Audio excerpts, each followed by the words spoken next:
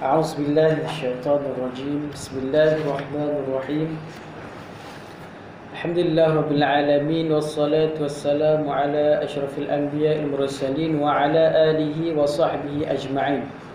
سبحانك لا علم لنا إلا ما علمتنا إنك أنت العليم الحكيم، ولا حول ولا قوة إلا بالله العلي العظيم. رب اشرح لي صدري ويسر لي أمري واحلل عقدة من لساني يفقه قولي. ربنا زدنا علما نافعا يا رب العالمين. Alhamdulillah dapat kita bersama-sama berkumpul untuk membincangkan serta berkongsi ilmu dan memenuhi ruang waktu di antara maghrib dengan isyak dengan mempelajari ilmu fardhu ain. Dan kita sambung pengajian kita iaitu kitab Al-Kabair, kitab membincangkan tentang dosa-dosa besar.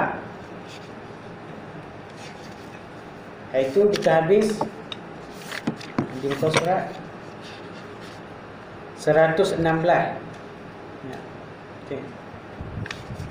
116 iaitu salah satu dosa-dosa besar ialah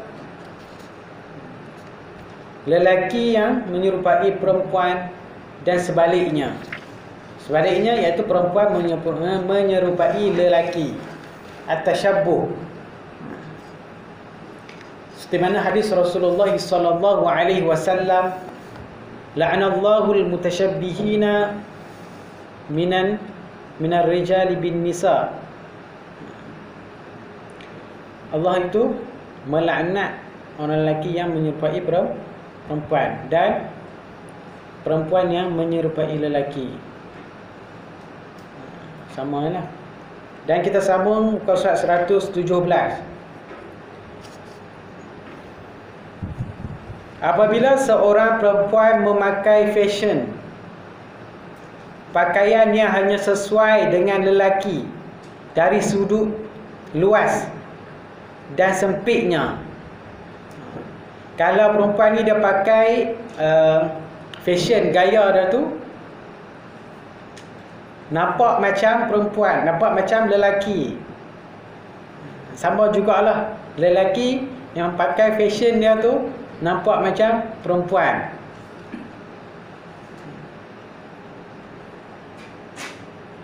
Maka ia telah menyerupai lelaki dalam hal berpakaian.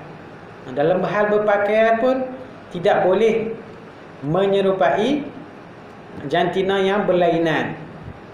Kalau lelaki pakai baju lelaki lah, dan perempuan pakailah baju perempuan. Karena takut tashabbuh ni menyerupai sesuatu, menyerupai berlainan jantina yang lain. Maka jika ia menyamai ataupun memakai pakaian lelaki, maka ia telah menyerupai lelaki dalam hal berpakaian. Sudut pemakaian itu. Sekarang ni banyaklah lelaki yang menyerupai perempuan, perempuan yang menyerupai lelaki. Macam-macam fashion sekarang ni. Tak tahulah. Fashion pun tetaplah berdosa. Tak kira lah fashion ke apa ke. Jika melanggar perintah Allah Subhanahu Wa Taala, ia tetap dosa. Dan demikian itu, ia berhak mendapat laknat Allah dan Rasulnya. Allah Subhanahu Wa Taala melaknat orang lelaki yang menyerupai perempuan dan perempuan yang menyerupai lelaki. Allah dah bagi elok dah jantina tu. Dah dilahirkan sebagai seorang lelaki, dah dilahirkan sebagai seorang perempuan. Janganlah kita mengubahnya. Ni ada yang pergi buat pembedahan sebagainya. Lelaki dia nak jadi perempuan, dia buat pembedahan, buang alat sulit lah, maka ni jadi perempuan. Perempuan pun ada yang nak jadi lelaki, buat pembedahan dan sebagainya. Buang mana yang patut tu jadi lelaki pula. Sekarang ni dah mudah dah, negara dah maju dah ya. Dunia ni macam-macam teknologi yang boleh membuat seorang itu nak jadi apa, lelaki ke perempuan ke, boleh. Jika perempuan itu telah bersuami sedangkan suaminya mendiamkannya dan tidak melarangnya. Jika perempuan itu telah berkahwin, ada suami, suami pun tak larang, biar je, biar pilih nak pakai apa pun, pakai baju lelaki ke baju perempuan ke, biar je. Dan tidak melarangnya, tidak menegahnya, maka si suami juga terkena laknat. Bukan saja orang yang memakai itu, tapi orang yang mempunyai hak atas dirinya juga tetap mendapat laknat daripada Allah. Macam isteri dia pakai pakaian lelaki, maka suaminya biar saja, tak tegur, tak buat apa, maka suami je turut mendapat dosa. Kerana salah satu kewajipan suami adalah membimbing isteri menuju ketaatan Allah. Salah satu tanggungjawab suami adalah untuk membimbing isteri menuju ketaatan Allah. Bukanlah membiarkan isterinya itu hanyut di dalam laknat Allah, di dalam dosa. Sekarang ni banyaklah di kalangan pemimpin pun ada isterinya itu mendedahkan aurat sebagainya, maka suaminya itu membiarkannya. Suaminya pun dapatlah apa? Dosanya. Bukan isteri saja dapat dosa. Kalau suami pun kalau ni dosa atas diri dia lah. Dan melarang. Tanggungjawab suami adalah membimbing isterinya menuju ketaatan Allah.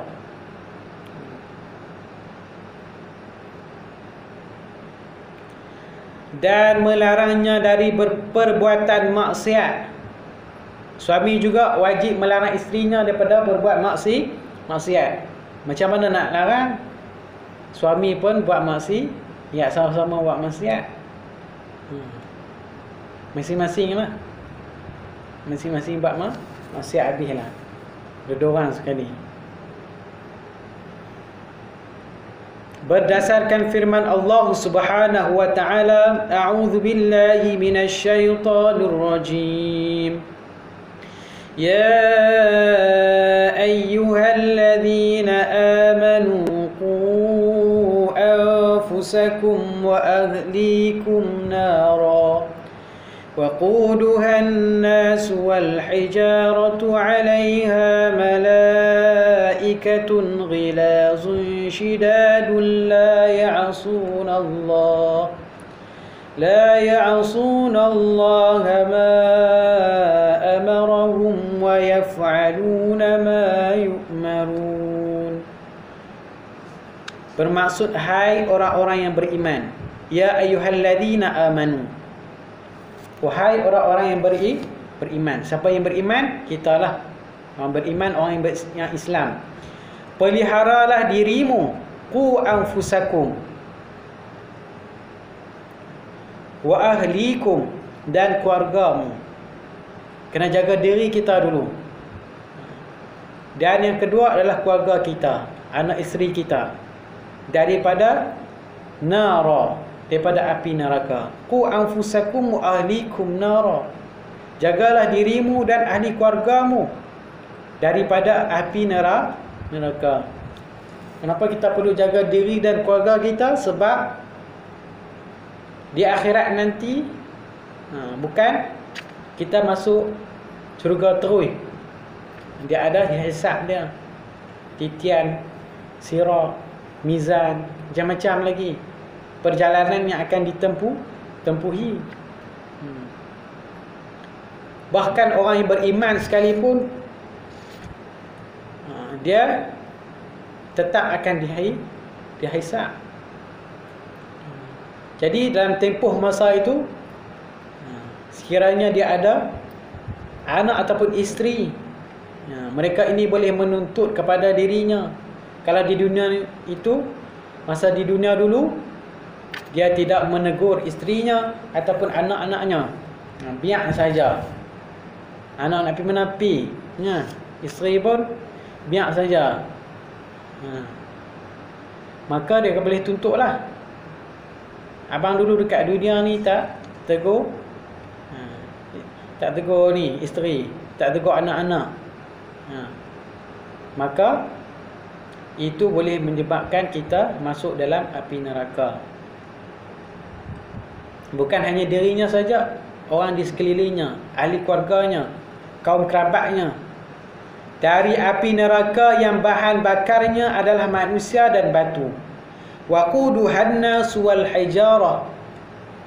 Bahan bakar api neraka itu, kalau kita ni kayu lah, tapi di api neraka tu bahan bakarnya adalah manusia dan batu. Manusia itu jadi bahan bakar. Manusia tu tak hancur kan. Macam kita tengok Hindu kan, agama Hindu apabila telah meninggal, mereka akan bakar mayat itu. Siapa bakar mayat? Berkata bila bakar mayat, maka habislah. Habis segalanya. Tak dihisap dah. Habis setakat di dunia, jadi habu dah. Bila jadi habu, mereka hanyutkan ke sungai. Bila hanyutkan ke sungai, macam mana Allah nak himpunkan balik debu-debu yang halus tu. Mereka fikir bahawa Tuhan tak mampu nak hidupkan semula, nak hidup balik, nak bangkit balik. Tapi bukanlah macam tu. Allah Ta'ala boleh. Itu mudah saja bagi Allah Subhanahu wa Ta'ala. Idza arada syai'an an yaqula lahu kun fayakun. Apabila Allah Subhanahu wa Ta'ala nak melakukan itu, maka Allah Ta'ala akan melakukannya. Maka jadilah. Bahan bakar api neraka adalah manusia dan batu. Manusia akan masuk dalamnya. Orang kafir akan jadi bahan bakar api neraka selama-lamanya. Wal'iyadzubillah. Dan juga batu bata. Batu-batu tu akan jadi bara.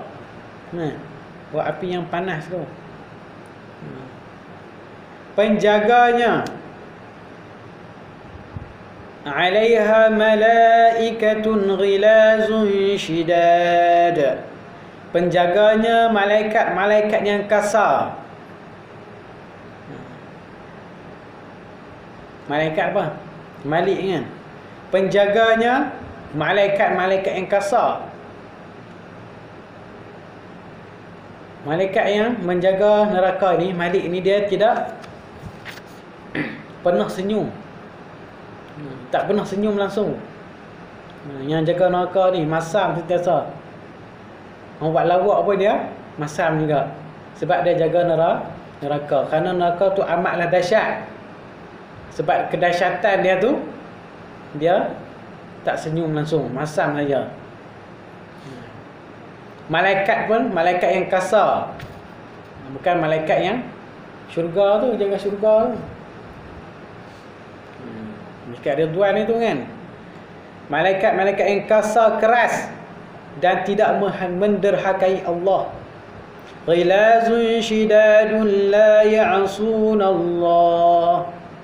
Mereka tidak menderhakai Allah. Malaikat ni keistimewaan dia, dia tidak pernah menderhakai Allah. Allah buat, suruh buat apa, dia akan buat. Tapi manusia macam-macam lah. Ada yang ikut, ada yang tak ikut. Ada yang sat ikut, sat tak ikut. Macam-macam. Tapi malaikat, dia ikut sentiasa. Tidak pernah menderhakai Allah Subhanahu wa Ta'ala. Malaikat tidak pernah silap. Dia kata yang Orang yang berfahaman Syiah tu dia kata malaikat ni silap turun wahyu. Sepatutnya turun kepada Saidina Ali, tetapi turun kepada Nabi Muhammad. Silap, dia kata malaikat ni silap, tuduh malaikat. Malaikat tidak pernah silap. Dia hanya menjalankan perintah Allah Subhanahu Wa Taala.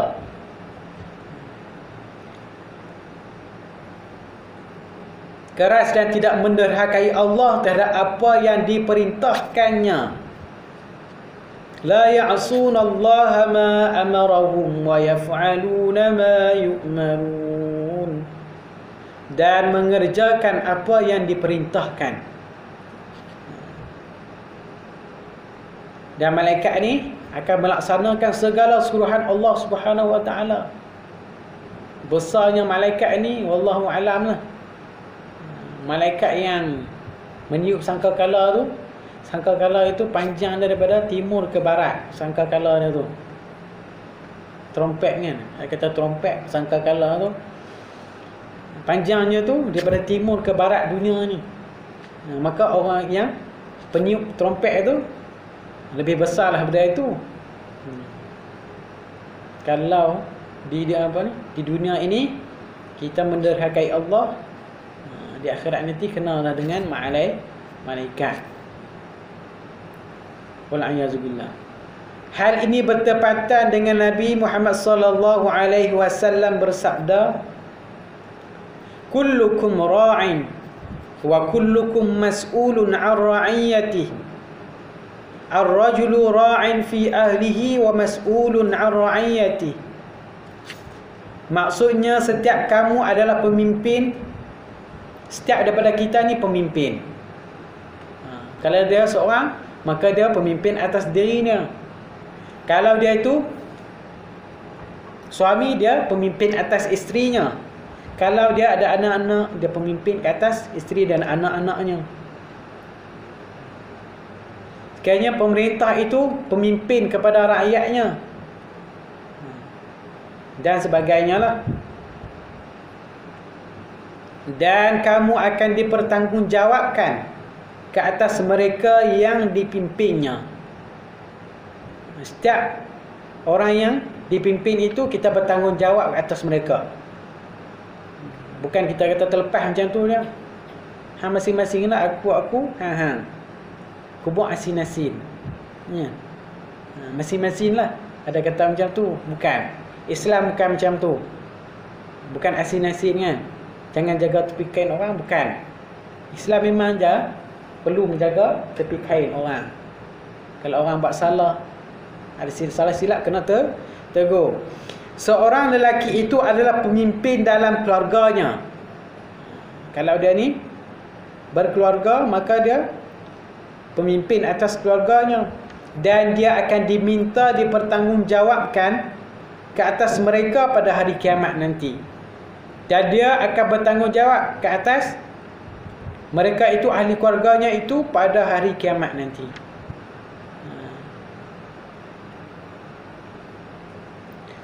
Pada hari kiamat nanti, yauma tafirrul mar'u min akhihi wa ummihi wa abi wa sahibatihi wa bani. Hari itu seorang itu akan lari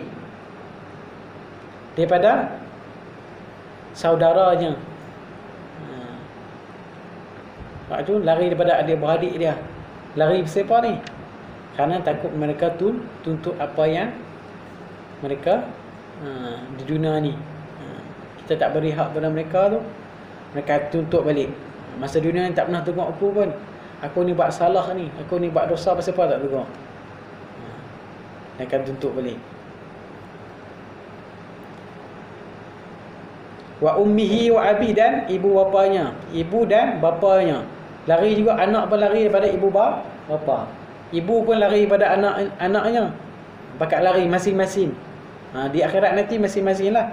Masing-masing dok fikir, aku ni cukup ke tak nak masuk ni syurga ni? Cukup lepas ke tak ni nak masuk ni? Nak masuk syurga ke neraka? Masing-masing fikir. Tak hirau dah anak isteri ke apa ke, masing-masing. Kalau boleh nak lari. Wa sahibatihi wa bani, dan sahabatnya, lari daripada kawan-kawannya. dan wabani dan anak-anaknya. Lari daripada anak-anak. Ibu dan ayah tu lari daripada anak-anaknya. Takut mereka ni tuntut kita kena bagi pahala kita kepada mereka. Nak bagi apa dah kat di akhirat nanti. Kutik-kutik habis tak? Kosong, tak ada apa. Masuk dalam neraka. Wal'iyadzubillah. Dan hadis lain disebutkan bahawa Nabi Muhammad sallallahu alaihi wasallam bersabda, ingatlah, kaum lelaki akan binasa dikala mereka mentaati wanita. Ingatlah kaum lelaki ini kalau mereka ini mentaati wanita. Bukanlah wanita itu mentaati suaminya, tapi suami itu mentaati isterinya. Ikut saja isteri nak buat. Isteri apa? Suami dengar saja. Ada juga macam tu. Takut kepada isteri. Kalau isteri yang menderhakai suami tu, wajiblah kita kena tegur. Ada cara-cara dia lah. Kalau dia habis tak mau dah, tak boleh nak memperbaiki dah. Isteri pun tak boleh nak mentaati suami. Suami pun dah tak boleh nak tegur isteri. Dan adalah berbagai peringkat. Kena pisahkanlah tidur, tempat tidur kan. Kena macam-macam ni. Lepas habis lah tak boleh nak buat apa dah. Ambil lah jalan yang terakhir. Kena berpisah lah. Tetapi kalau dia duduk juga di dalam maksiat itu, biar sahaja. Dah isteri tak mau dengar cakap dia pun tak boleh nasihat, tak boleh dah. Maka carilah jalan yang terbaik. Tapi kebanyakan suami pada hari ini mereka ikut sahaja. Isteri anak buat apa pun, buat dosa ke, buat apa kan, tak hirau dah. Masing-masing. Di dunia ni bukan hidup masing-masing, di akhirat nanti masing-masing. Di dunia ni kena saling tegur menegur, kena saling bantu-membantu sesama kita.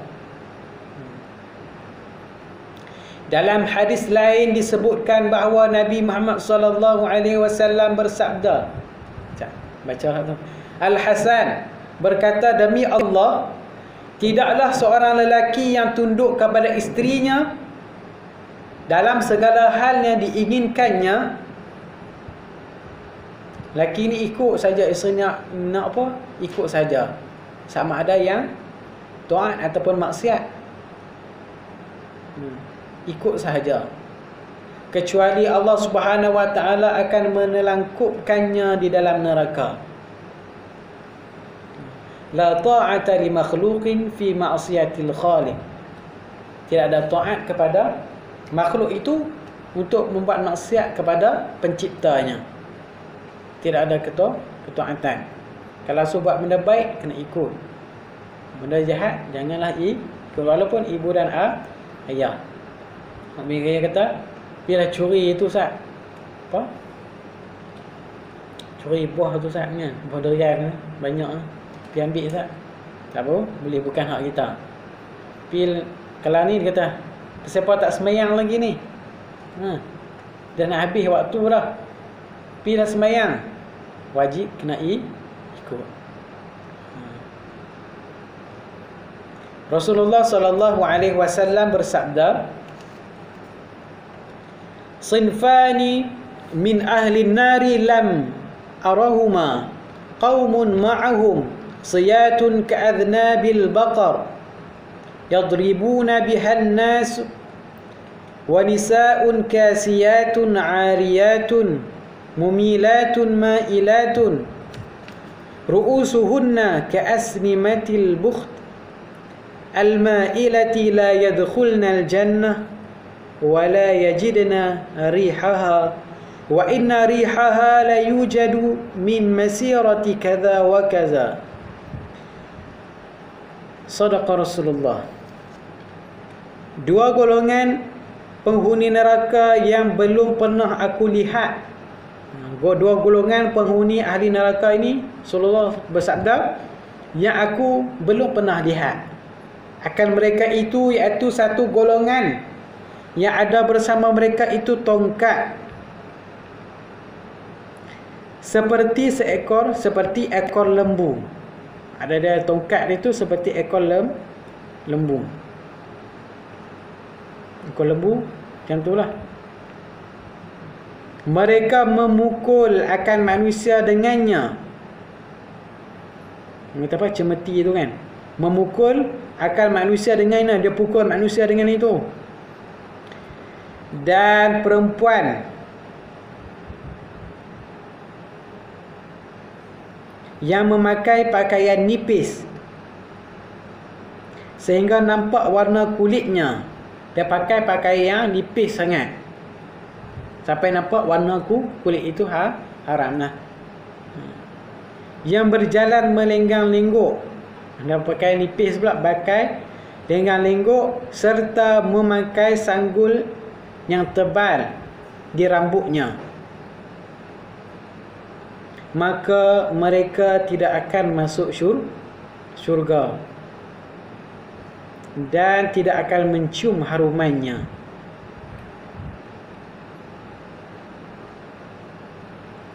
Di antara ini disebut ini adalah perempuan yang memakai pakaian yang nipis. Pakaian kita ni tak bolehlah nipis sehingga nampak warna kulit. Tak bolehlah ketat sampai nampak bentuk badan. Serta memakai sanggul yang tebal di rambutnya. Dia pakai sanggul. Tak boleh ke pakai sanggul tu. Sebab dari sini adalah sebut bahawa pakai sanggul tu dah boleh menarik perhatian orang lain. Orang yang bukan mahram. Tengok dia tu, orang tertarik lah. Tengok dia. Maka itu adalah haram. Mereka tidak akan masuk syurga. Tidak akan masuk syurga ni selama-lamanya kan macam mana?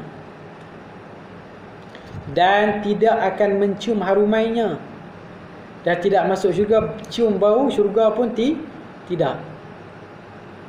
Padahal nak ciuman bau syurga itu adalah sepanjang 500 tahun perjalanan. Kita berjalan ini selama 500 tahun. Lama tak 500 tahun? Berapa kilometer kalau kita kira pada 500 tahun kan? Boleh dah cium bau syurga itu. Nak cium bau pun tidak boleh. Apatah lagi nak masuk.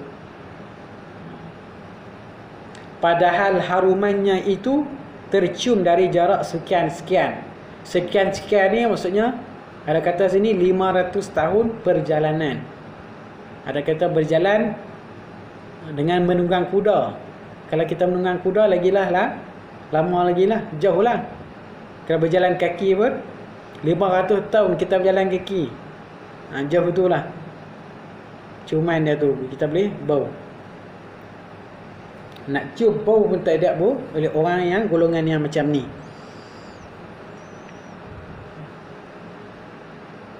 Tapi banyaklah kita tengok di kaca televisyen orang yang tayang aurat sebagainya, yang suaminya duduk sebelah kan. Isterinya tu pakai pakaian ketat, ini pakai nipis semua tu, lelaki dia biar je, tengok je. Suaminya pun sekali lah masuk dalam neraka sebab dia tidak tegur isterinya. Nafi' berkata, Imam Nafi' berkata, ketika Ibnu Umar dan Abdullah bin Amru sedang berada di sisi Zubair bin Abdul Muttalib, tiba-tiba datang seorang perempuan. Ketika dia duduk bersama Zubair bin Abdul Muttalib ini, tiba-tiba datang seorang perempuan yang sedang menghalau kambing. Perempuan ini dia halau kambing. Mungkin dia mengembalakan Kambing lah perempuan tu.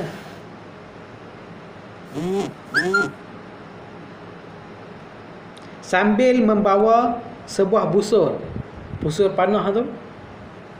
Kemudian Abdullah bin Umar berkata, kamu ini lelaki atau perempuan? Dia tengok ni, kamu ni lelaki ke perempuan ni? Lalu Ibnu Umar berpaling kepada Abdullah bin Amru sambil berkata, dia pandang kepada Abdullah ni, Ibnu Umar pandang, dia berkata, sesungguhnya Allah Subhanahu wa taala melalui lisan nabi-nabinya telah melaknat wanita yang menyerupai lelaki dan lelaki yang menyerupai wanita. Dia nampak ni macam perempuan ni macam lelaki. Betul lah ni tomboy lah. Kan? Pakai kata apa, raganya. Nampak macam lelaki ni. Rambut pun dia potong pendek macam lelaki. Lepas tu dia tengok lah, kata ni lelaki ke perempuan ni. Lelaki kot dah tengok, rambut pun pendek, pakai t-shirt kan, dengan pendek semua, jeans. So, asal lelaki ni kalau tengok pada belakang ni, kita tengok wanita perempuan. Sama jugalah macam lelaki yang pakai pakaian wanita. Pakai baju kurung ke, kain batik ke, jalan pakai tudung. Kita ni perempuan ni, tengok ni. Lain kali kita tahu lah dia lelaki. Jadi golongan macam ni Allah Subhanahu wa taala laknat lah. Mendapat laknat pada Allah. Ada pula kita ni duk pergi sokong ni bang. Sokong kata sonok lah, nampak elok lah apa semua. Kita pun dapat dosa sebab duk sokong ni bang. Di antara perbuatan-perbuatan yang menyebabkan seseorang perempuan itu dikutuk oleh Allah Subhanahu wa taala ialah menampakkan perhiasan diri seperti emas dan permata yang berada di bawah tudung. Dia suka menampakkan emas atau permata ya, bawah tudung. Dia nak tunjuk kata dia pakai emas lah, pakai rantai emas. Maka dia angkatlah tudung dia tu nak tengok. Lagi orang tanya emas beli kat mana apa semua kan, berapa gram apa semua ni ya. Maka orang akan sembang lah. Dia juga menyebabkan dikutuk oleh Allah Subhanahu wa taala. Ada pakai emas pula, pakai banyak kan, pergi selak tangan apa semua ni nak tunjuk kan. Kata berapa banyak emas ni sembang itu. Itu juga mendapat laknat berdoa Allah Subhanahu wa taala.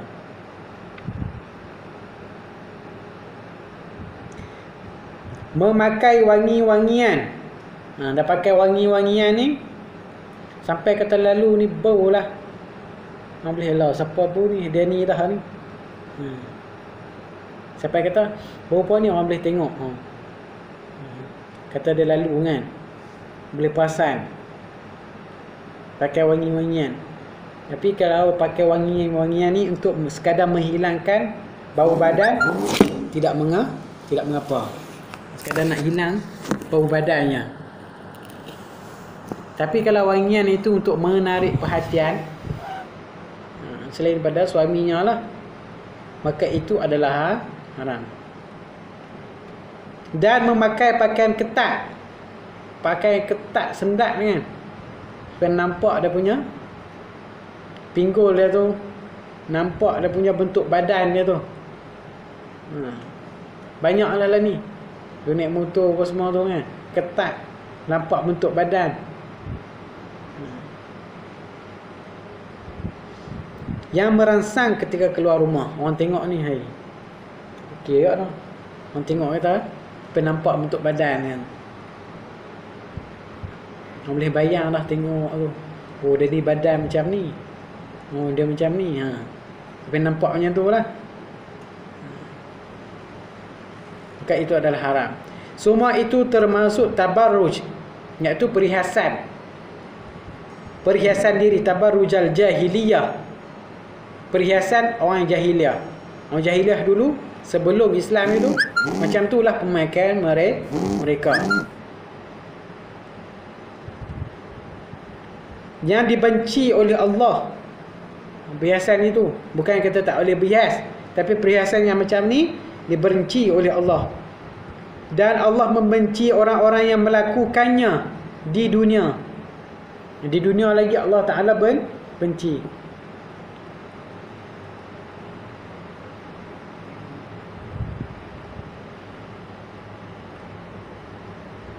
Jadi banyaklah wanita ni yang dia nak kena jaga aurat dia, lebih daripada lelaki. Muka dan tapak tangan saja. Tapi lelaki tak apalah. Lelaki hingga pusat hingga ke sehingga ke lutut. Banyak perempuan ini nak kena jaga di dalam dunia ni. Kalau dia berkahwin, kena taat kepada suaminya. Kalau dia tak taat kepada suaminya, segala amal ibadahnya tidak diterima. Rasulullah sallallahu alaihi wasallam bersabda tentang mereka, aku diperlihatkan ke dalam neraka, maka aku lihat kebanyakan penghuninya adalah wanita. Kebanyakan penghuni neraka adalah wanita.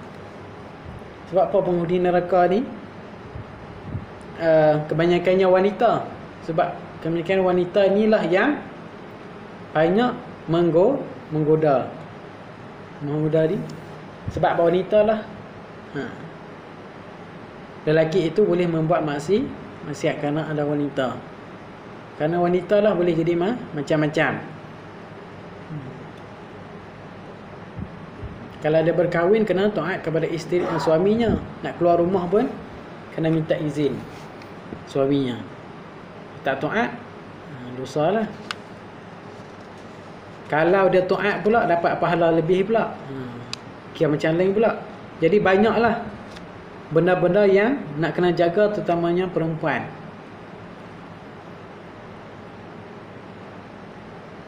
Semoga Allah memelihara kita dari fitnah mereka.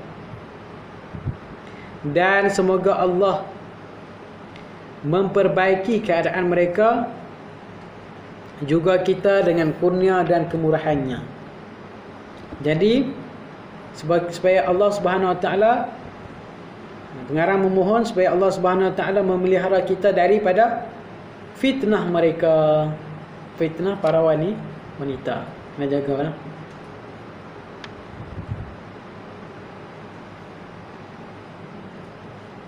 Dan diri kita juga kena jaga. Kalau dia tu Allah Ta'ala dah takdirkan dia tu lelaki, maka lelaki lah sampai akhir hayatnya. Kalau Allah Ta'ala takdirkan dia dilahirkan perempuan, maka perempuan lah dia kena jadi sampai akhir hayat dia. Tidak boleh ubah benda tu. Adapun benda yang kecil-kecil tak apalah.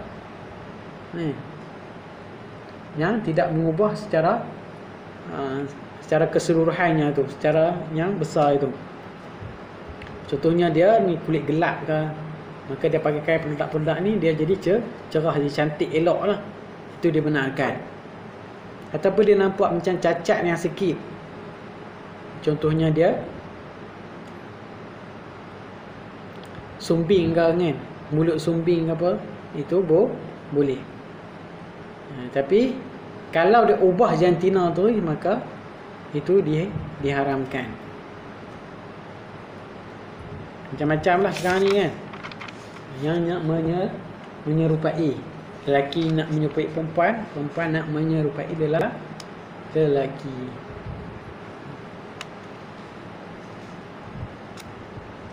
Kemudian dosa yang ke-21, sambung sikit, mencari ilmu dan menyimpan ilmu.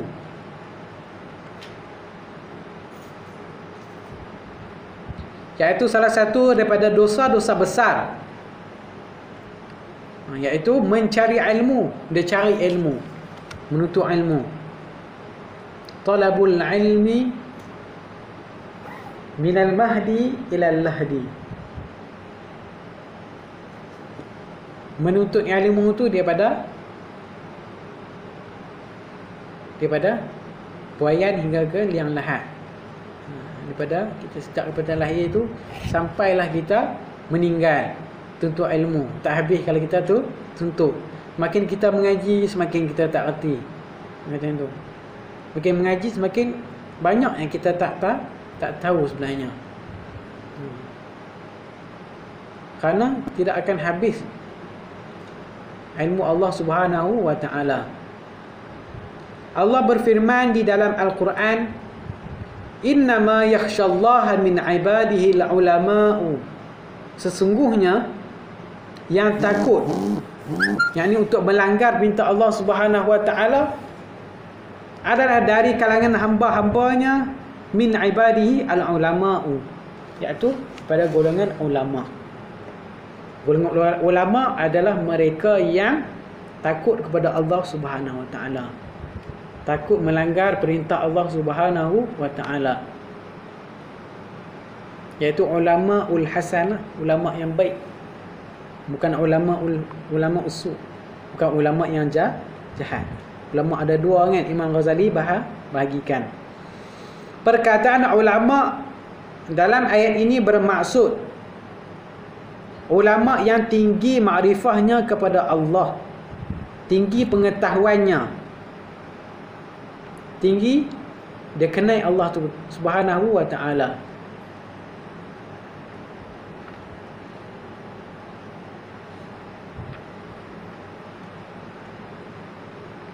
Berkata Ibnu Abbas radhiyallahu anhu, makrifahnya kepada Allah ni, dia kenal Allah Subhanahu wa ta'ala. La tasihhul ibadah illa ba'da ma'rifatillah. Tidak sah ibadah itu melainkan selepas kenal Allah Subhanahu wa ta'ala.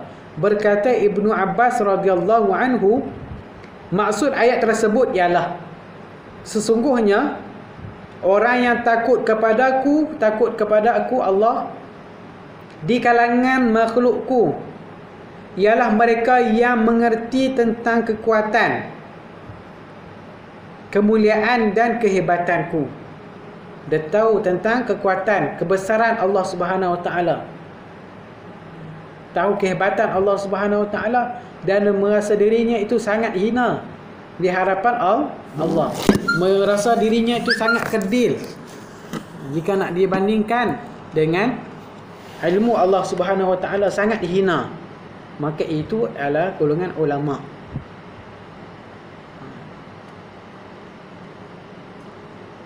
Jika kita ni ada ilmu pengetahuan yang mencukupi, kita pula takut kepada Allah Subhanahu wa ta'ala, ulama yang ada tasawuf di dalam dirinya. Ada juga orang yang berilmu tetapi tasawuf dia tak ada.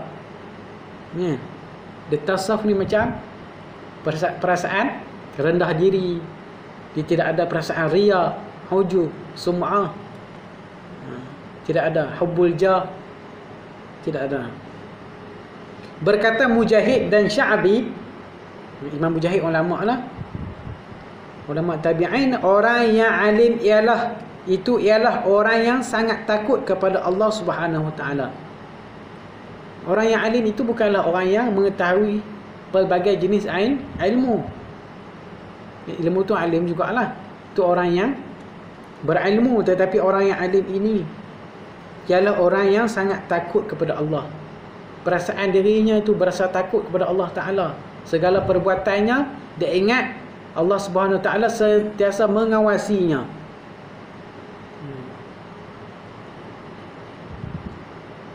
Kalau dia tu ada ilmu tetapi dia tidak takut kepada Allah, tidak takut kepada keseksaan Allah, dia itu bukanlah ulama. Walaupun dia mengaji di macam-macam lah, mengaji di sana kan, macam-macam, tetapi dia tidak ada sifat tasawuf rendah diri, maka dia bukanlah ulama.